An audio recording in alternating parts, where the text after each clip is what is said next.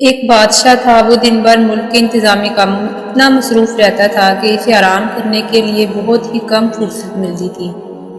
ایک دن اسے خیال آیا، یہ بادشاہ تو ایک مصیبت ہے، ہر وقت کام میں لگا رہتا ہوں، نہ دن کو چین ملتا ہے نہ رات کو آرام۔ بادشاہ ہونے کے باوجود میری زندگی میں خوشیاں نہیں ہیں۔ اگر میں خوش نہیں ہوں تو کوئی اور شخص کیسے اپنی زندگی سے خوش ہوگا؟ اس نے سوچا کہ مجھے دیکھنا چاہیے کہ میرے ملک میں خوش انسان کون سا ہے۔ یہ سوچ کر رات کے وقت اس نے بیس بدلا اور خوش رہنے والے آدمی کی تلاش میں محل سے روانہ ہو گیا۔ سب سے پہلے وہ ایک سوداگر کے پاس گیا۔ بادشاہ نے اس سے پوچھا، تم یقیناً خوشی اور سکون کے ساتھ زندگی گزار رہے ہوگے؟ تو سوداگر نے جواب دیا، میرے پاس بہت دولت ہے، مگر یہ دولت بھی مجھے سکون نہیں دے سکتی۔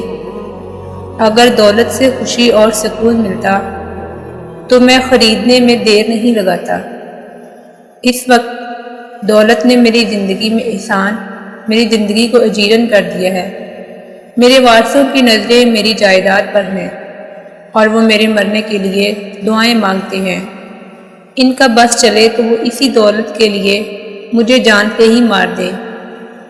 اس کے علاوہ آئے دن چوری اور ڈاکے کا خوف لگا رہتا ہے۔ رات دن اسی سوچ میں مگن رہتا ہوں۔ میری صحت بھی متاثر ہو رہی ہے۔ کاش میں ایک غریب آدمی ہوتا، محنت مزدوری کر کے ایک جھونپڑے میں خوشی سے زندگی گزار دیتا اپنی۔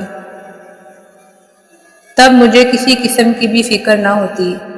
کیا ہی اچھا ہوتا کہ میں اپنے غریب پڑوسی کی طرح ہوتا، اور میں کتنا خوش رہتا۔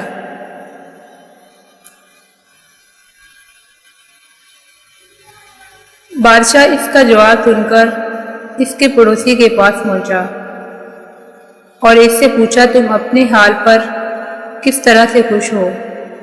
پڑوسی نے جواب دیا، میں تو اس وقت سخت محنت اور مشقت سے تنگ آ گیا ہوں۔ بھلا یہ بھی کوئی زندگی ہے؟ میں چاہتا ہوں کہ اپنے پڑوسی سوداگر کی طرح ہر وقت آرام کرتا رہوں۔ اصل زندگی تو یہی ہے۔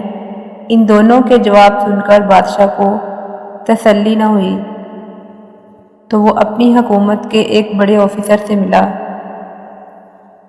اسے چند روز پہلے ایک بڑے عہدے پر ترقی دی گئی تھی۔ بادشاہ کے سوال پر وہ بولا، میری بدقسمتی ہے کہ میں نے اس عہدے کو قبول کر لیا۔ جو افسر میرے ساتھ پہلے کام کرتے تھے وہ میرے دوست تھے، اس عہدے نے انہیں میرے سے دور ہٹا دیا اور ان کو میرے ماتحت بنا دیا۔ اب وہ مجھ سے جلنے لگے ہیں۔ اس عہدے سے جو خوشی ملی تھی وہ بھی خاک میں مل گئی۔ لگتا ہے خوشی میرے نصیب میں ہی نہیں ہے۔ بادشاہ افسر کا جواب سن کر اس کے پڑوس میں ایک دردی کی دکان پہ چلے گیا اور اس کو پوچھا، تم تو عیش کرتے ہوگے؟ دردی نے جواب دیا، جناب میں اس کام سے ہرگز خوش نہیں ہوں۔ بھلے یہ بھی کوئی کام ہے؟ سارا دن ایک جگہ بیٹھے کپڑے سیتے رہو۔ اس کام سے تو میری جان جاتی ہے، مگر کیا کروں، میری مجبوری ہے۔ اس کام نے میری خوشیاں چھین لی ہیں۔ اب دیکھیں، میرے پڑوسی افسر کو بادشاہ نے اسے بڑا عہدہ دے دیا ہے۔ اب اسے سکون اور خوشی بھی حاصل ہو گئی اور دولت بھی مل گئی۔ کاش میں بھی افسر ہوتا۔ بادشاہ دردی کا جواب سن کر شہر کے باہر ایک دیہات میں پہنچا ہی تھا کہ بارش شروع ہو گئی۔ بادشاہ نے ایک جھونپڑی کا دروازہ کھٹکھٹایا تو اندر سے ایک بزرگ نے پوچھا۔ باہر آئے بادشاہ سے بولے، اندر آ جاؤ۔ جھونپڑے کی چھت کئی جگہوں سے ٹپک رہی تھی۔ جہاں سے بارش کا پانی ٹپک رہا تھا وہاں بزرگ نے ٹین کے خالی ڈبے نیچے رکھ دیے تھے۔ پانی ان ڈبوں میں گر رہا تھا۔ معلوم ہوتا تھا تمہاری مالی حالت اچھی نہیں ہے۔ بادشاہ نے بزرگ سے پوچھا تو بزرگ بولے، ایسی کوئی بات نہیں ہے، میں اپنی زندگی میں بہت خوش ہوں، اللہ کا شکر ہے۔ کہ اس نے مجھے ہر چیز دی ہے۔ دیکھ لو، یہ صاف ستھرا گھر ہے۔ میرے اس پاس 2 بیل، 1 بکری، 5 بطخیں اور کچھ مرغیاں ہیں۔ ان میں سے کچھ دودھ، انڈے اور گوشت حاصل کرتا ہوں۔ ان کو میں بیچتا ہوں۔ بیل کنواں اور ہل چلانے کے لیے استعمال کرتا ہوں۔ یہ میری تنہائی کے ساتھی ہیں۔ یہاں گھاس بہت زیادہ ہے اور ایک تالاب بھی ہے۔ میرے پاس کچھ زمین بھی ہے جس میں میں گندم اور کپاس اگاتا ہوں۔ میرے گھر کے پچھواڑے میں ایک خوبصورت اور چھوٹا سا باغ بھی ہے۔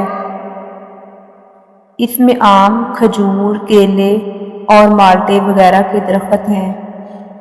کنویں سے پانی نکال کر کھیتوں اور باغ کو دیتا ہوں، جس سے فصلیں سیراب ہو جاتی ہیں۔ باقی وقت میں جانور چراتا ہوں، پھر فرصت میں اللہ اللہ کرتا ہوں۔ میں اپنی زندگی میں بہت خوش ہوں اور میں اپنی سکون سے زندگی گزار رہا ہوں۔ بادشاہ نے سوچا کہ خوشیوں کے ساتھ اگر تھوڑی تکلیف بھی ہو تو انسان کو برداشت کر لینی چاہیے۔ بغیر تکلیف اور دکھ کے راحت نصیب نہیں ہوتی۔ میں جس شخص کی تلاش میں تھا وہ مجھے آخر مل ہی گیا۔ بارش تھم چکی تھی۔ بادشاہ اپنے محل میں واپس آ گیا اور ایک بار پھر تندہی سے کام کرنے میں مصروف ہو گیا۔